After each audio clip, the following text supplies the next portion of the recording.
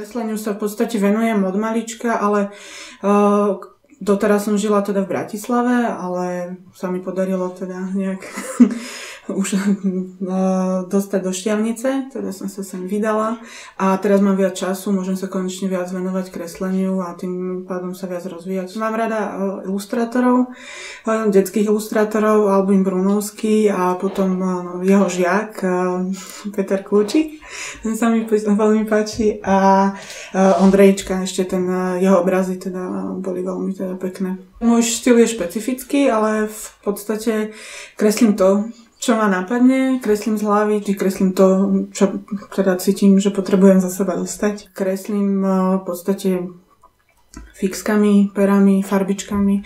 Záleží od nálady, teda niekedy čierno-bielo, niekedy farebne. Je obrazom väčšinou kvetinky. Taká celá kvetinková, preto aj teda to meno. Ale takisto, ak som už povedala, teda zobrazujem to, čo práve cítim.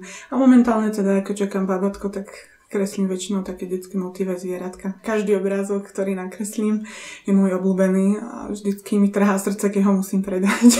Takže sa musím vždycky s ním rozlúčiť. Mám rada všetky obrázky a momentálne tie, čo kreslím malému do detskej izby. Buďte šťastní. Svet je krásny, farebný, kvetinkový a vychutnávajte si jar.